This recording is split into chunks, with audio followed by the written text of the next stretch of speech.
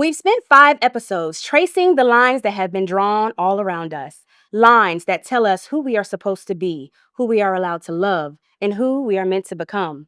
We've seen how tradition can protect us and how it also can confine us. We've watched the pressure of expectations shape our homes, our work, our relationships, our bodies, and our dreams. And now, in this final episode, we're not asking what defines us. We're asking, what if we stop letting anything define us at all? Today, we step into a space where we are not roles, but humans, not expectations, but souls, not fragments, but whole. This is Unspoken.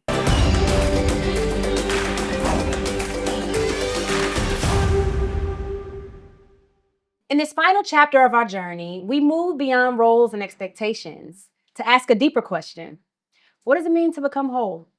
Here I have with me a group of powerful voices from all around Africa to explore that journey with me on what does it mean to become whole. So we're going to dive right in with your introduction. So just tell me who you are, what you do, and a bit about yourself.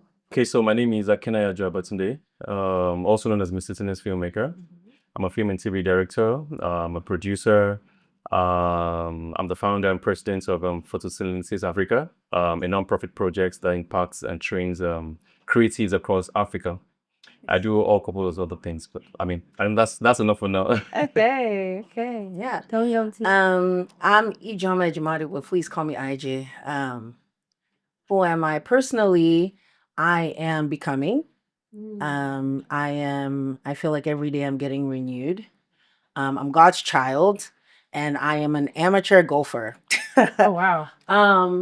Professionally, I am the head of ops and finance for Amplify Africa, which is the producers of Unspoken. So I'm excited to be here and share. But also beyond that, I spent a lot of time in manufacturing as an engineer. And then did that for 7 years. And now I'm transitioning into a place where I can support bringing Africa to the globe economically. So that's where I see myself through my advisory firm called March 3rd. So yeah. So my name is Ayodeji Michael Oni, widely known as MTish. And I'm not going to tell you what MTish is now. So who's MTish? MTish is a social impact entrepreneur and a mental health activist.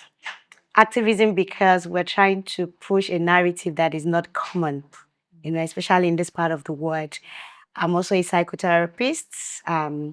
I've been doing this for over 5 years, and I've been able to help bridge the gap by giving voice to the voiceless. I also run an initiative called She Heals for women, for women to heal from broken parts. Yeah, that's the perfect. that about That's me. perfect. Thank you, Tish, for serving others, to helping others heal. So we're gonna dive right in. Let's go personal. Think back to growing up in your homes. We all come from African homes, and we know sometimes African homes can be a bit strict, but not without reason. I think there are reasons why our parents had certain boundaries and certain rules, and tradition brings about certain boundaries and certain rules. But I want to ask each of you, like, were there any parts of yourself that you felt like you had to suppress in your home? Let's start with. You want to start with me? Yes. Okay, so for me, it was religious trauma. Yeah, and I think I'm still in it. When you're coming from a place where there are a lot of rules and you're expected to do it this way to access God. Yeah. So it was a very traumatizing pain. And it's one of the things that led me to becoming a mental health advocate and now an activist. Because if you don't listen to advocates who force it, and really it wasn't so easy, coming from that place where you're not allowed to express yourself. You're not allowed to do certain things because they believe you have to be in a certain way for God to accept you. You have to dress in a certain way for God to listen to you. So I grew up hearing that I'm the black sheep of the house. I grew up hearing that I'm the Jezebel. I grew up hearing that I'm going to come back with pregnancy because I was very audacious and I was not following the book. You know, so it wasn't easy, but thank God I'm here. I am. I'm where I am now. Yeah, by the grace of God. I find that so interesting because that's exactly the opposite of God's heart for us. Yeah. You know, like He doesn't want us to. I think there was the argument with the Pharisees and Sadducees. It's like you guys are so by the book, by the book, by the Dogmatic. book. But where's your heart? Your heart is so far, and God does like deal with us, you know, as individuals in our unique, Yeah. you know, behaviors because He created us. So I find that very, very interesting. That you know, we all kind of a lot of people went through that kind of church And trauma. this conversation is not common. Yeah. Yeah. So Yeah. I mean, there's a movie that just came out, and when I saw that movie, it was literally telling my story. Wow. Was telling my story where if I stand to talk, like, why would you talk? Look how you're dressed. You're Jezebel. You don't talk like this. God cannot even hear you. I mean, I heard that a lot of times, that God cannot hear me. So when I began to do things, I was going global. It was like, no, it's the devil. Devil doesn't do good things. You know, so I mean, we're beginning to push and change the narrative now because they are saying the sheer opposite of what they predicted. Yeah. Yeah, that's good. That's Thank good. you.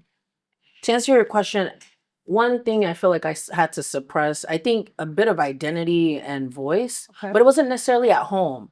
I grew up, so obviously from my accent, you know, I grew up in the States. So I was born, partially raised in the States, and I moved to Nigeria when I was young. I think I was 7. But when I was growing up in the US, I always saw my mom as like the go-getter. Like half of the time she wasn't home. She was starting one business in Nigeria. My mom would go to Nigeria like 10 times in a year. She'd go to Nigeria over the weekend, you know? So I saw my mom like being audacious. And every time she was home, it was a celebration because she would make this like okra soup. Yeah. But like I saw that my dad encouraged that, you know? And so it wasn't so much the home. I think the confusion, I met confusion when I stepped outside. So when you know, my grandpa, so we would always go to the village and everybody would be in the kitchen. Kitchen is a place of community, gisting until everything is done. And my grandpa would say, why are the men here? If this place catch fire, it will burn everybody. The men need to come out. And I said, why do you want us to be burned? So that's when I started to meet a lot of confusion, like conversations about money. I was excused. So I was like, oh, but my mom talks about money all the time. She brings us by her business all the time. So I'm confused. So I think it was more about extended family. And I think that was when voice, like you didn't really have an opinion around my grandpa or my uncle or my aunt. Like you really had to like lead with, can you cook? Can you make hair? Can you clean up? You know, that kind of thing. Which I think was started planting seeds of performance for me, which, you know, we're going to unpack later. But I think it started planting seeds of like being a performative person instead of like being. Because we're created for a reason. And we're created beyond our job titles, you know, roles, all that stuff. But I think that's really where that point of confusion laid a lot of, I guess, like roots for being a performer and knowing that, hey, if I don't get this done, then I won't be seen XYZ or seen as wife material. My grandma would always say that, is this how you're going to behave in your father's house? You just take off your clothes, you leave it on the floor. Is this how you're going to behave in your husband's house? You know, I was 6. Why, dude? Oh, wow. I just want food. Wow. Why? Oh, I'm not even wow. in first grade yet. So I think voice, a little bit of identity. I think the complexity too was living in the US is you also had to suppress your Nigerianness, right? My parents were very intentional about teaching us Igbo and taking us home and Christmas, all this stuff, killing goats, whatever.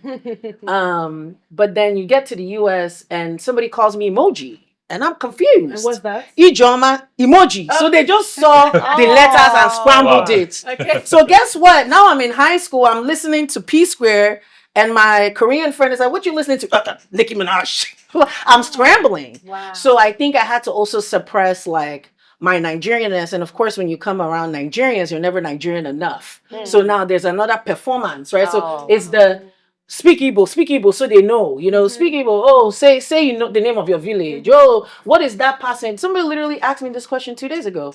They saw Abalumo crossing on the road. Said, who is that? I said, it's Abalumo. I didn't even say it in Igbo, but that's exactly what he was expecting. So it's the constant, like, proving yourself. Yeah. You know, so I think it's both voice and it's identity, or at least cultural identity for me. Yeah. Wow, thank you for sharing that. And, Yeah. and it's so interesting to see that at even 6, like such a young age, Mhm. you start hearing these voices that continue to make you fragmented. Mhm. Okay, I'm performing. I need to make sure I'm doing something so that I'm a good Seen as a wife good in the child.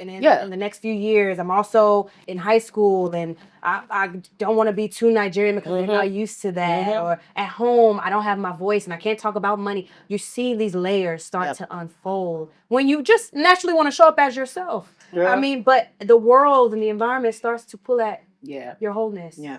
Yeah. Yeah, very right. For me, I will start by saying I think I was born a creative from time. And I mean, every creative, very creative, you would have one way or the other gone through what I'm about to say, because we're usually different people. And it starts from when you were born. Yeah. And so, from my very young age, like 5 years old, I've had that creative thing in me. I could sing, I used to act, I was doing a lot of things. But then I wasn't accepted. You know why? Because I was born in the average Nigerian home, the Yoruba family, where everybody must go to school. And they're not just going to school, you must be the best. Yeah. And, you know, to Be a make matters, doctor. worse for me, You're a lawyer.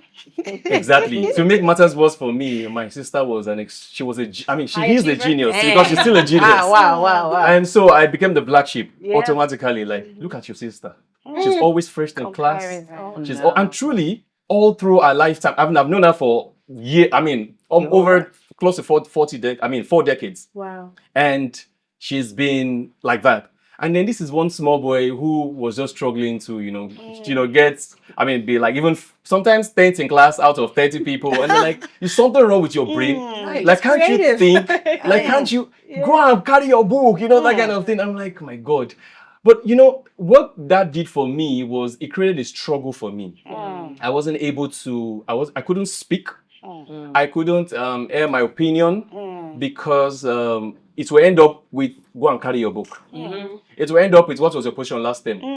So When you they- don't have an opinion. So even when I have an opinion and I'm like, I want to even No one correct wants them. to hear. I see a problem. I'm like, why, Daddy? Why don't we, Mom? Why don't we? The next thing is, what did you score in maths last time? And the truth is, honestly, to make matters worse, for me, Sorry, that's. I don't know. Math actually hated me. I'm not good at math either, Yeah. but we're creatives. Exactly. I think I think it's normal. Yeah. So myself and Matt were like we're enemies. Yes. Still And then, enemies. still enemies. Yeah, because I ran away from it. So every time in school, you're always struggling with maths. You're either 40 over 100. What's wrong with you? And all that. And so it kind of like suppressed. Me. It didn't allow me to. Reduce. I brought down my self-esteem was really low. That's And it. because everybody around me is always about book, about your position in school, your subject you're doing well. And I wasn't really, I'm not Gen Z. I wasn't really hearing people singing. For it to be this generation, you find some, You can find your how do I place. say it? Yeah. Some motivation and, from, your younger people. We have people, I don't want to mention names, but we have people who are not even in school are doing well today on social media. So if it was that time, it would have been easy for me to say, oh, can't you see so person? I'll be able to ride on that. But I couldn't because everybody wants to be a lawyer. Doctor. You want to be a doctor. You're doing well. You're in science class, and we feel art class is for the dumb-ass people. Honestly. And it was a struggle for me. But at the point I kept growing up, I didn't allow those things to affect me. That's it. I started acting at 9. And everybody will applaud me. I acted for over 1,000 audience. And that was when my dad was there and saw me acting. And after the theater program, everybody was like, who's your father? Who is your mom? They need to know that you are good. You're so good at what you do. And you were clapping. And then he stood right there looking at me as people were commending me. And that kind of elevated me. Yes. And that was the spark up until today. Because I kept doing that. I kept pushing myself. I kept doing that. I kept pushing myself. But in my teenage years, I still had that low self-esteem because I felt like everything was just about academics. And so if I go to places and you guys are discussing things about academics, I wanted to keep quiet. In fact, I have to leave the room for you people. I wasn't, let me use the word we call Olodo. A total dumb person. I was very smart. And one thing people don't realize is creatives are very extremely intelligent people. Yes. And I say it with all confidence, even more than the ones that are good academically, because creatives have that ability to imagine. They're problem solvers. Yes. They're problem solvers. But because they're not embraced and they don't give them that opportunity, they don't get to talk until you end up seeing them becoming either superstar and then begin to rule their society. And oh, that guy is good, that guy is good. So for me, it was a struggle even up until my university. Wow. Yeah. So there was a little bit of voice that you lost in that process as well. And confidence. Yeah. I mean, in fact, it kind of affected me even in my own activities and lifestyle, because, when you're growing in those cognitive stage of your life, sometimes when you're doing well in terms of maybe people supporting you, you hear the right words, and then they include you in things. You are included. Exactly. You feel like, oh, it helps your growth. But like you said, once you are excluded because we're talking about money, you're not supposed to be here. You begin to wonder, am I good enough? That's the word. Am I good enough? And that begins to affect you. Wow. Thank you for sharing that. I actually have a similar experience. Was told to go to school for biology. All of my siblings, majority of them are doctors, and I liked communications. But at the end of but I also understood why my parents were like, "We want you to be in an environment where you can take care of yourself." In healthcare, generally, you'll be able to take care of yourself, whether you're a nurse or a doctor or whatever. But it came to be that my passion is entertainment and communication. And so it wasn't until like I was early 20s that I did a documentary. I came to Nigeria, I documented it.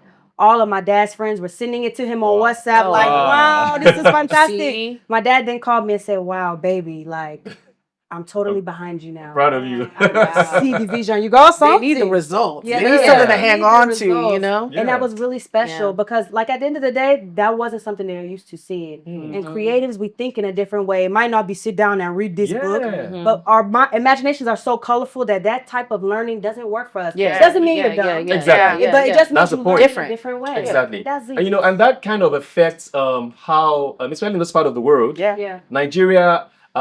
Most teachers from your secondary school, primary school would rather focus on that. People do not look at the creative side of things. For me, if I meet someone who is academically good and I find someone who is creative, I will pick the creative one. You know why? It doesn't mean the fact that he's not doing well in school doesn't mean he's not good. You don't only understand how to teach him or her, or how what his thought process is like, and how he assimilates things.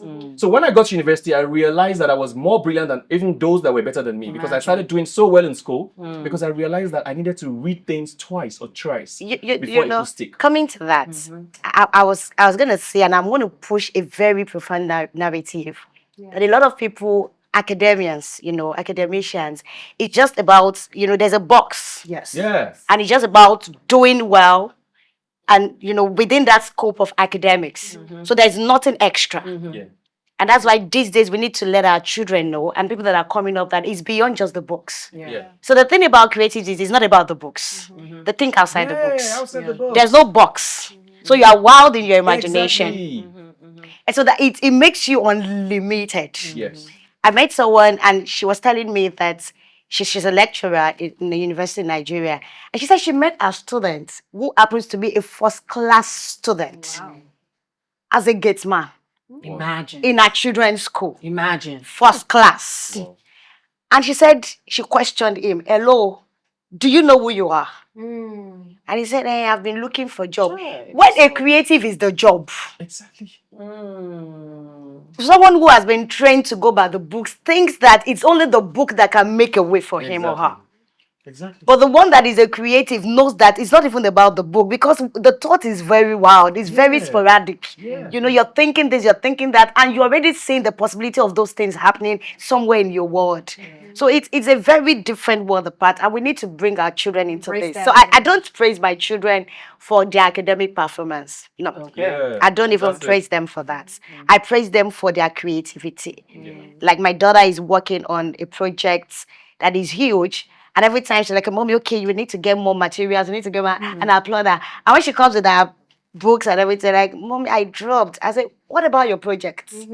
because that's the one that will put you on the platform Yeah. that the world will see. I'm not discouraging her not to read. I allow her read, but I don't enforce it so that it doesn't affect her. So I'm a self-esteem catalyst, so I understand what this thing does. It's actually the bedrock for mental health issues. 100%. 100%. But I will. Oh, Yeah, I wanted to chime in because this speaks to also our educational system. Yeah. I on it. So again, I went to secondary school in Nigeria, and one of the things that I noticed, even in the U.S., is a lot of teachers didn't want to be teachers in the first place. A lot of people were forced, or like they just had to teach, right? Like NYSC, we had a lot of NYSC kids. Even in my high school, we had a lot of people who, that was their last option, or maybe they couldn't find a job. And I think that's where we break things down. We don't give enough value to teachers. And I feel like also we're not training teachers well to pick up on different learning styles, which keeps the cycle going, right? So now you have to send your kid to this expensive school, or you have to pay for extra things. Meanwhile, this is an establishment, an institution that is supposed to allow you to express yourself and discover so many things about yourself. But it's a very good point about our educational system needs to also support, creative minds, because it's a lot of them. It's quite a few. but just to round up the conversation around creative minds, I think that the beautiful part about the academic mind is that level of structure. And I think you made a good point. You said the creative mind can be all over the place. I do want to make sure that we're telling creative minds to, if you are going to go the creative route, you have to build a structure for yourself. Like you have a business, you're able to feed yourself. I think that our parents are not wrong for pushing certain things that they know you do well in. But it's also, as a creative, you have to make a lane for yourself. And there's not a lot of blueprints, but I just wanted to encourage the creatives out there that if that's a track you want to take, make sure you build a structure. Or you can make friends that have structure, and they'll be your co-founder. Because that you're a structure girl. That's the part. You don't need to crack your brain. So even in the academic world, you can be creatively, doing your that's like the balance, understand. We're not trying to discourage academics. So I wanted to strike that balance. You have to be the balance. If you're an academician, like my friend now that I talked about, we served together, and now she's an associate professor. Nice one. And you know what? It's so crazy that the same persons that they're lecturing together, asking her, how are you doing it? She told me the last time we saw, I've traveled to 20 countries. Wow. Just doing this. She's so crazy about this thing. I'm like, no, you're not just a normal academician. She's thinking about one research and the one research or the other. She's doing something so creatively such that opportunities are opening up into her. She's getting grants, she's getting invitations to speak all over the world. And she's still an academician. So a creative might not even be able to get that opportunity if you're not creative in whatever you're doing. So, to add to that as well, because even for creatives, sometimes they might actually also transition, or do I use the word metamorphose, even to become teachers. It doesn't end as, I teach, do you know that? I teach people.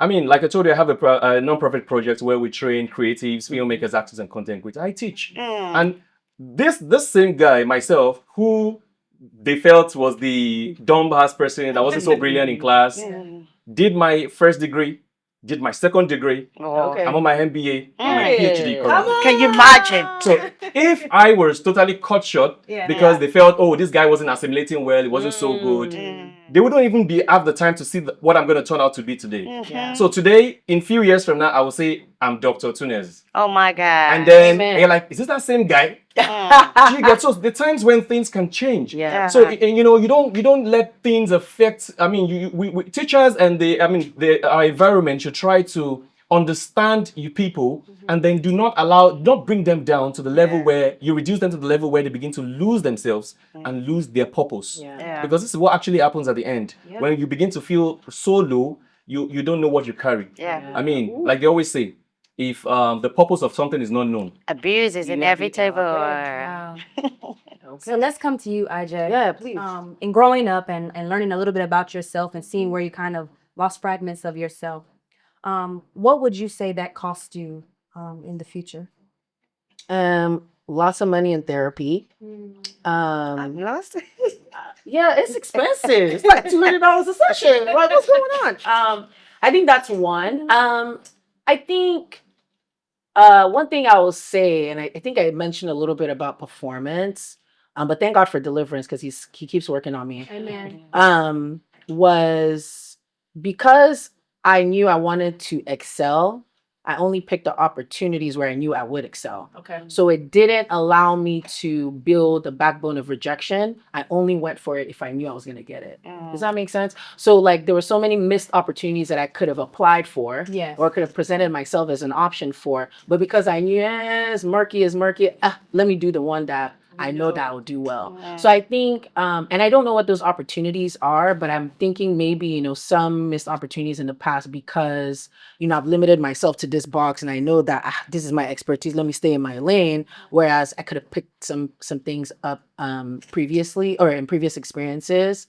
And I think just brain space as well. You know, I think when you are a performance person, you're constantly thinking about pleasing others. You're constantly thinking about like you're not thinking about yourself. You're not in tune with how does IJ actually feel about this, right? But you're more so outwardly doing and just doing and just doing, and you're not really checking in on yourself. So, you know, shout out to my doctor. You know, we're working on that. But I think one thing that's also been helping me too, because we're talking about becoming whole. Yeah.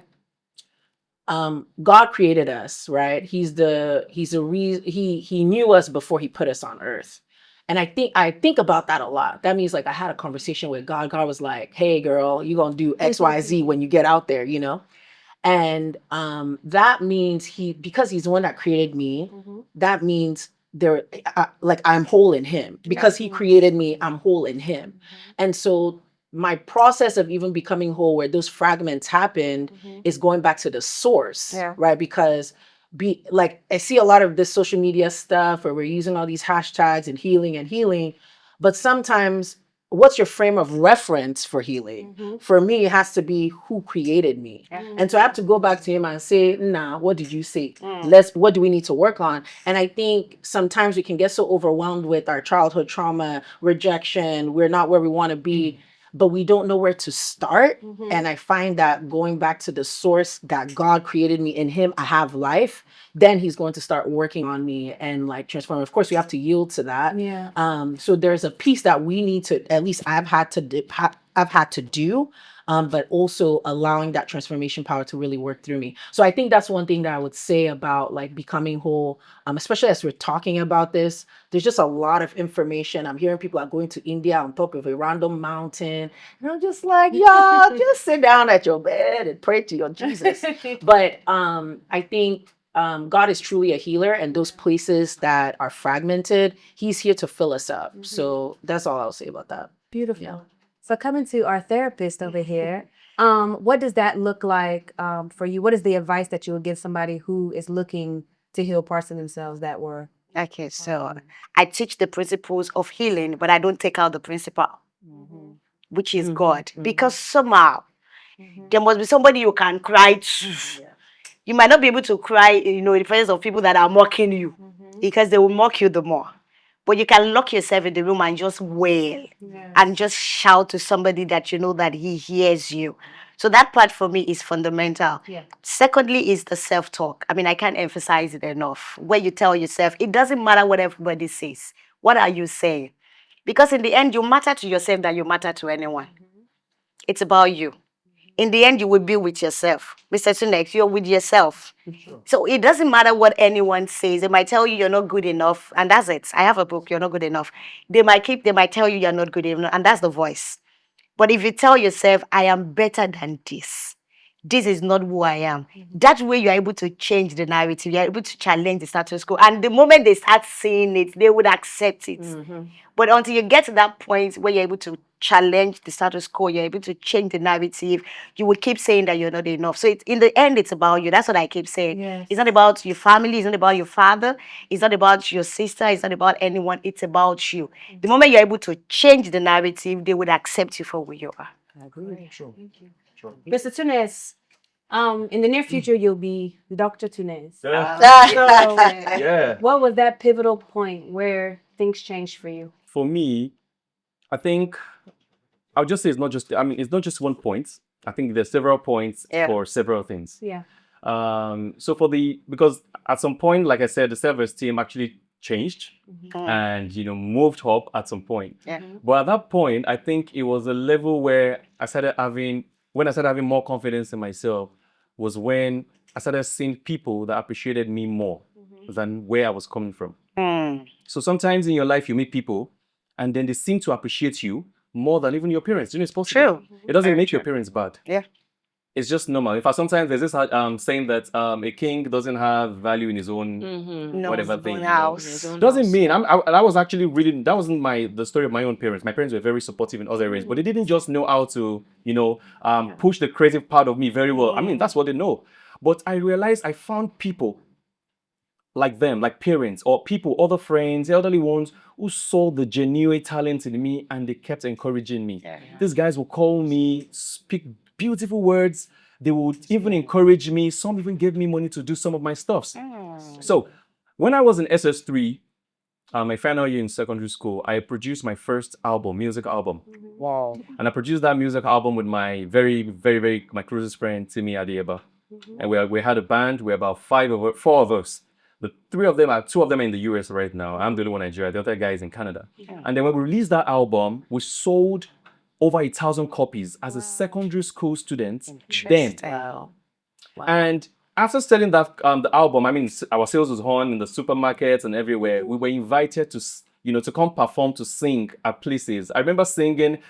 As even secondary school student, we just graduated though. We were I'm on a live stage at Miss Oyo State. Like you can imagine, like a beauty pageantry kind of thing. We had the governor, we had people that were there, and that was the point when my life started changing. I realized you have this much inside of you. Wow. So people could actually clap for you for doing something that is not mathematics. Yeah. Do you get? Yeah. Not I started realizing people started paying us to come and use our talent for them. I remember being paid 100,000 as a den. I'm talking about about 20 years ago or more. Wow. Yeah. 100,000 money. naira, even 100,000 naira now, kind of in Nigeria, it's not so bad. Yeah. Now imagine then. So it was about maybe in millions. If you $1,000, they could Of look at course. the real value. 20 years. We were paid that amount of money then. Wow.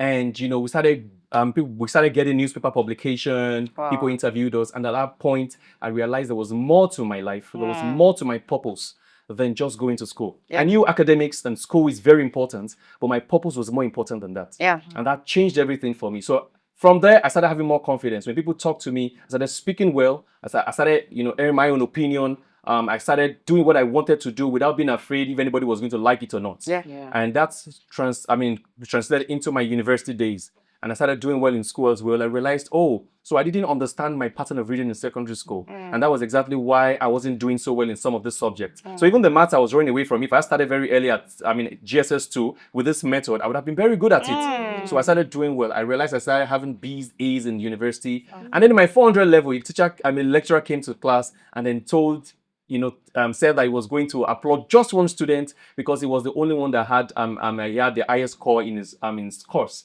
and that was me. Whoa. I didn't believe that. I'd never experienced that in my entire life. And the man said, what I've been hearing from other places and said it to other people, you guys are olodos. And the whole class was like, guy, I told you, this guy is Sabiam, this guy knows it. And that really helped me. The confidence became times 100. Yeah, again. I can imagine And it. I started realizing, wow, so I'm this good. I could actually be the best in my class, and that went from there again to my masters. And so that's why I said at different points in my life. And then I started. When I was doing my masters, I released my first short film. There wasn't money to go to film school. I wanted to learn the craft of this, and so I started learning on YouTube by myself. I was struggling with it. I sold my laptop. Before that time, I sold some of my things because I wanted to be great. Wow. I remember selling. I sold a suit that one of my uncle gave me. Then because I needed money to do something for my craft for myself. Wow. And I started trying to edit myself. I didn't get it. I was using my phone as camera and stuff like that. I started doing namings, weddings, and doing small projects. I wasn't so good, but people who believed in me, my church, were giving me projects. I was making money. Wow. And I started doing it. So when I had money, I was able to learn filmmaking under an American filmmaker. And from there, I did my short film. People started applauding. How did you come about this? There's no filmmaker in your family. How did you do that? My confidence started growing, increasing until I did a premiere for my short film in 2016. And I had dignitaries and people who came for it and were applauding like, you did this yourself with your own money. There was nobody that supported you. You did this. And that was the item. At that point, I realized I've been able to. I was moving seriously towards my purpose, and the confidence started coming back. Yeah, And that's good. and from there Yeah, till that's now, good. the That's rest is good. history. The rest is That's good. That's history. good. And I keep hearing this notion about like doing that starts to build that confidence. I think a lot of people stop because of fear. They're like, I don't even want to try something. And when you don't try, you know. the confidence cannot build. Yeah. It won't. You have to be fearless in the Yes. approach of the life that you want to live and the Yes. things that you want to try. So I applaud you on having the tenacity to go after your dreams, and that confidence built over time. It's gonna be in high stakes ventures and Uh-oh. innovative spaces. Which aspects of your personality or voice did you feel pressure to temper? Mm, it's definitely not in my opinion. I think it's more so about because I'm a okay. So let me give some background here. I studied engineering. I spent a lot of time in oil and gas and petrochemicals. And I wasn't the cute engineer. Like I wasn't behind a laptop. I was in FRCs, like hard hat. Even though my wig almost came off whenever I took that hard hat off. But it was like boots to boots. I even worked at a company where aspects of the refinery didn't have a women's restroom, right? So there was the need to be gra. Yeah. There's the need to feel like you can measure up. And I did this, LA and Ohio. And I think that really instilled a lot of great things, right? So problem solving, structure, um, knowing how to, I guess, navigate corporate. But I think one of the things that didn't leave, or it took a while to leave, was the constant having to prove myself. And also there is a corporate way of doing things. You don't apologize.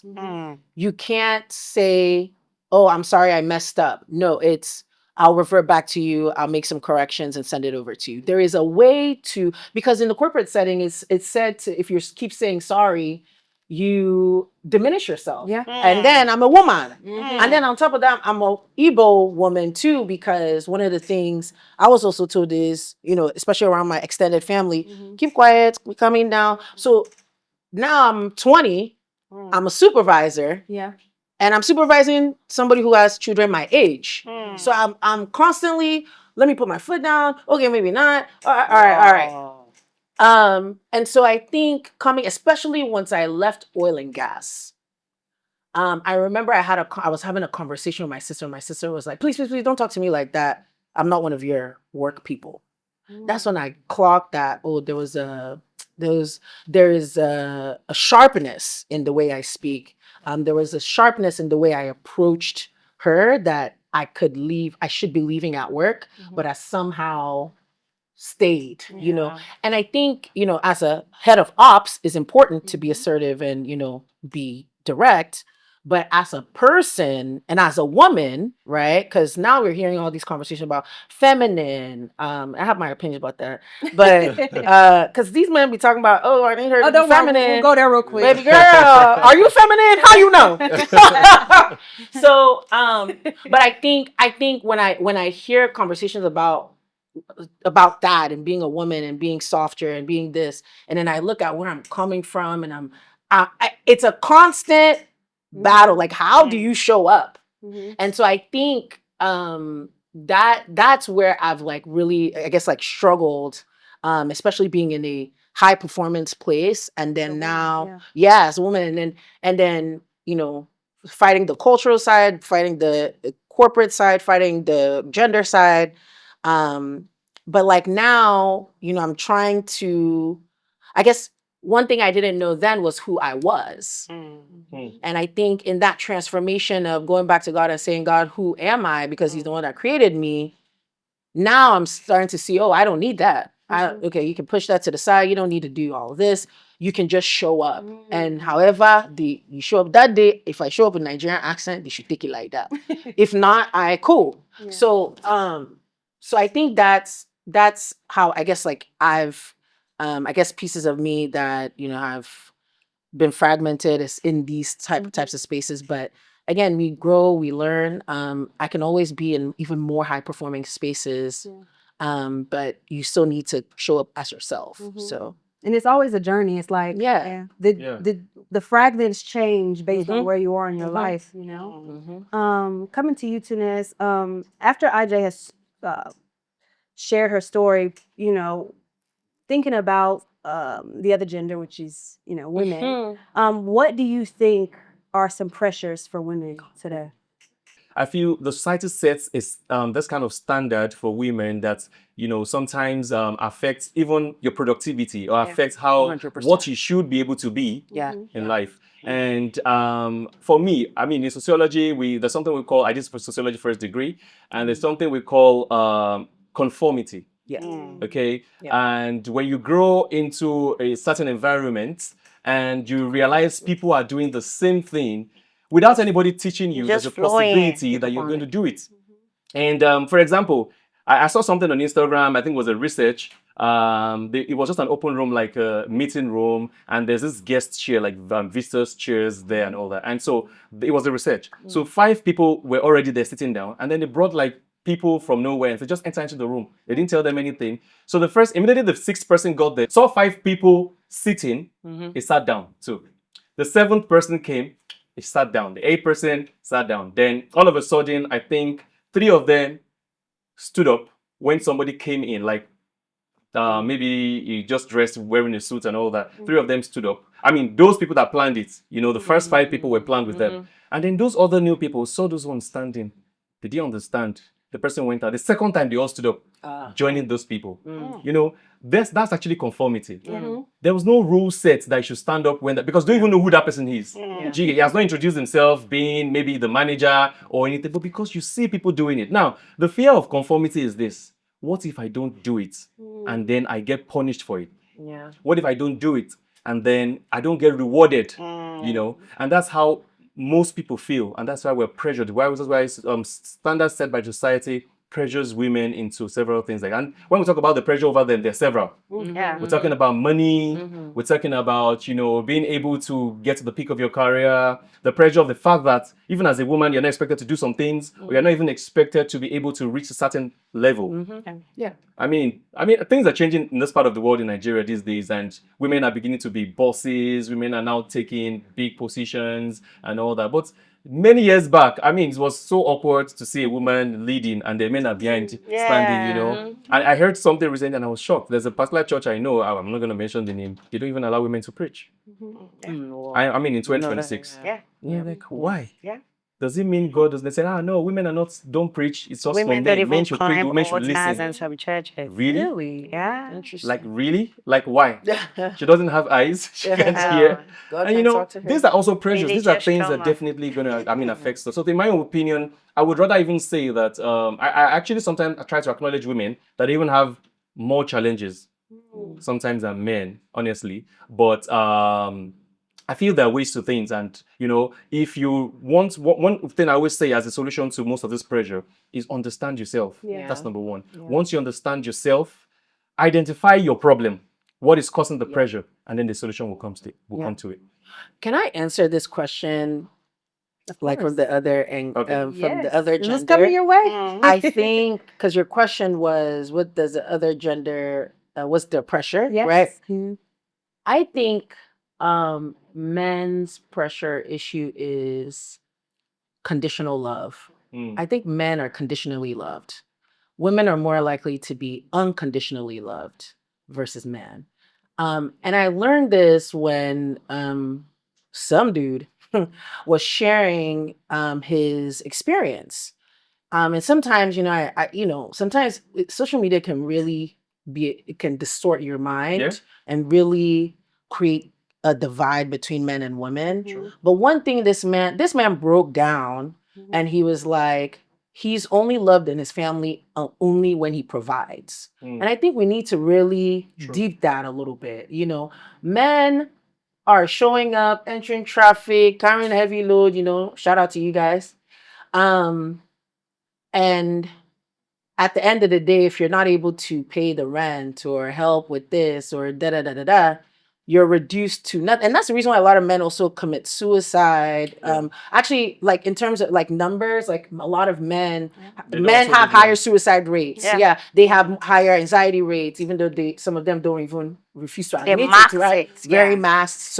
So I think I would say like it's again, we can blame society, but that's us. Like we are society, right? So we need to hold ourselves accountable to what we're saying, how we present ourselves, and like how we approach, each other. Because at the end of the day, we're beyond man, beyond women. We're so multifaceted. We have so many other identities but one thing that I really wanted to mention, and I want to like, encourage the dudes out there, is obviously discover yourself and understand like what your actual identity is beyond your job and provision. But it is a reality, especially in the African household, where men are conditioned. There's even this thing. They'll say, "Oh, your younger brother will make money, and then the older brother, will be opening malts." At the events, right? Like, or the younger brother because he has made, you know what I mean? So there is this like even lack of respect. There's just so much that's revolved around how much you can bring to the home that almost makes men like discarded in conversations, respect in their family. So I think that's something that I would just kind of like harp on is let's love our men, And unconditionally. even men too should love men too. And I met a young guy that told me that, Ma, I went to speak in their school and said, Ma, I don't know, in my house, is daddy that cooks. My mom works and daddy loves to cook. So when I hear this song, Mommy in the kitchen, I want to tell them no. And I see a boy that is already fragmented. He's already confused because he doesn't even know where he belongs. In his house, he sees his dad cooking. He cannot even talk amidst his friends because they would challenge him. Because they feel that is absurd, is odd, is not real, right? So, I mean, we need to start embracing personality beyond generality. If they say this is what is obtainable, is that what works for you? Beyond the generalization. If I speak with my husband and I say, babe, I don't feel like cooking, can you cook? He enters the kitchen and cook. It's not like, oh, that's your work. It's not my work. Nobody brought me into this world. That's my work on this earth. Planet Earth is my work. If you were not married to me, you would eat. I know that's right. You will not die. So we need to start embracing personality beyond generality, where people are confirmed to do a certain thing, to appear a certain way. You should not cry because you're a man. You should not behave somehow because you're a woman. You have to be prim proper. No, let's just be ourselves. So if we begin to push this narrative of personality beyond generality, with time, I know it's not a concept that is very accepted for the now, but with time, we begin to tell stories like this. Platforms like this, we push the narratives. With time, people understand that beyond the pressures of performing, beyond the pressure of coming out to appear in certain ways, sitting certain way, touching certain way. I went to a player and said, Nantish, don't sit that way. You're a global star. Excuse you.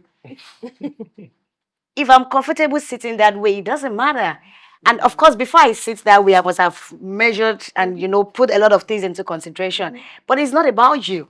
It's about me in the hand. So all of these things, by the time if we begin to put these things together, we see that people will be more comfortable in their skin. People would love themselves the more. People would take themselves, they would accept themselves the way they are. And would make the society a better place. Yeah. What are ways that you're trying to become whole? As we talked about our fragments and, when we let life just in opinions make us fragmented selves, what are we doing to become that whole person who lives the best life for themselves? Okay. You Let me go understand? first or something. Okay. For me, I don't think you can, I think it's a continuous process. Yeah. For me, I don't think you can get there finally and say, okay, I think I've gotten there all my life. So you just need to protect yourself from negative energies. Because the fact that you feel you're already old, and then because you feel you're doing better now, psychologically you're good, doesn't mean you can't be depressed. You can actually lose your self-esteem again. You can go back to point zero and start over again. So you must continuously, like I always say, you must constantly, incessantly, and persistently always work on yourself. I feel the only time you get there is when you're dead. That's the last point of anything, So you must keep protecting yourself from negative energies. What you put inside yourself is very important. I try as much as possible to read edifying things. Reading the Word of God is very edifying too. So what you hear too is very important. Listen to sermons, listen to other people, inspirations from Holy Spirit. Here, go to church. Sometimes be happy. You don't need to be in the good state to be happy. Yeah. I mean, sometimes you sing, you dance because you just want to make yourself happy. You don't have to say it's not until one alert enters your account they say, "Hey, you're happy," and then when money finishes again, you become sad until you wait till money comes again. You will never be happy all your life because life doesn't really go the way we want it most times. But when life realizes that irrespective of what it throws at you, you are always there. Life will leave you said that this one don't sign Life us will up. adjust. Life is we adjust to be. So I've always constantly tried my best to ensure that what I put inside of myself is very important because what you put in yourself is what goes out. Comes out. Yeah. Do you get it? And I feel that in life we always have everybody will have a trying time in your life, and that's the time when you know if that is at that point that you know what you have really put inside of yourself. Exactly. Because if you have taught yourself patience all the while, you've taught yourself, that long suffering, you understand how to handle situations. When you have little challenges, you realize that you can hold yourself. You can maintain that patience, you can maintain your peace of mind during this. I don't play with it and I don't mingle with people who discourage me. I hate pessimistic people. I don't flock with them. I hate people that don't see the future. They don't see good things in the future. They don't see good things in what you do. If you give them 10 things, they will highlight 9 bad things. I will see only one good thing. I don't work with people like once I realize that, I keep you as arm's length. Come on. And It's I move on. important. So it's very important so that I can keep refreshing myself, keep getting better. I don't lose my self-esteem because you're trying to be superior to me. If you're better, no problem, you can go. I'm fine. You don't argue with people, and then you keep moving on and on. And I'm sure, with these things personally, it keeps helping me daily. And as I gradually, graduate from my level to a higher one. First thing is connect with your maker. Again, the journey of becoming whole is defined by the person who created you. Yeah. So a lot of us have gone through, trauma, self-inflicted and environmental, right? And I think that giving ourselves, because sometimes with that comes shame. A lot of us feel guilty for not knowing better, not doing better. And that's the reason why we have to go back to the source. So I think that's one advice that I'll give to everyone. Second thing is take responsibility. That's why I hate this conversation about childhood trauma. It's important, I get it, but nah, you're 43.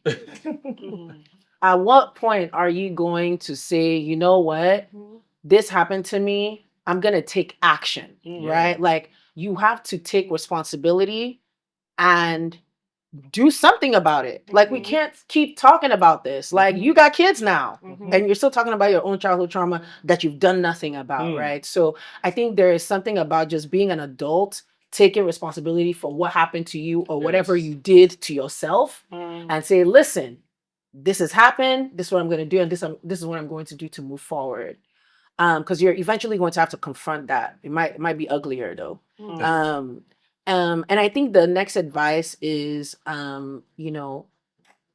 be you. And that's so cliche, but I think there's just a confidence that comes when you're just Ijoma Ejimad. Like, if you don't like me, thank God, though, because now I've weeded you out. Do you understand? Like, imagine I was acting like Cynthia and you started to like me. And then when I revert back to Ijoma, then what will happen? Do you see what I'm saying? So I think there's something about just being you so that everything will just conform to you, at least, So that's the advice that I would give. Like, connect with your creator, take responsibility and be yourself. All right. So for me, I would say, do you? Because you matter to you than you matter to anyone. Yes, sometimes we can filter advices, we can take them, but in the real sense, it's all about you. When I speak to people and they say, "Oh, somebody said, my husband said, my father said," and I mean, I tell my husband, "I love you, right? But I'm doing me. Do you too?" When I was gonna cut my hair, he was like, "Oh, I won't like that for you." I'm like, "Excuse you. I mean you, are you me?" It's so fitting. Let me try it first. Is it not my age? Do I have to pick your haircut whenever you go to the salon? It's like, okay. And 4 years ago, I went to barb my hair. And this is like, no, no, no, don't make your hair again. No, imagine if it had been about him. I wouldn't be happy with myself. And he says, like, this is your brand. It looks so perfect on you. I'm like, excuse you, 4 years ago. So in the end, it's about you. You matter to yourself than you matter to anyone. Yes, love people, take advices, but what do you say? Everyone can say this or that, but what do you say? Very, very, I can't emphasize it enough. Do you? Number two thing is take it easy on yourself. One step at a time. Yeah. Don't be the one inflicting pressure on your own self. Nobody's race is your own race. And I say this, when you run other people's race, it wears you out. But when you run your race, it wears you a crown. Bro, this. So don't run at anybody's pace. Yeah. When you come is when you arrive. Yeah. There's no lateness in greatness. I'm coming up like a motivational speaker now. There's no lateness in greatness. Yes, thank God you've arrived there. Congratulations. You will not born my child for me. Yeah, exactly. I had friends that got married before me, and now I have 4. Some have 2, and they got married before me. They did not born the children that I have born now. So no pressures whatsoever. No, you won't drive my car. There's a space for me that is not your own space. So please don't be the one putting pressure on yourself. Well, I want to thank you guys for your beautiful expertise that you brought to this conversation, and to be as vulnerable as you were to share parts of yourself. And for people at home, may we continue on the journey back to ourselves for the highest potential of the lives that we can live. Yeah. This is Unspoken.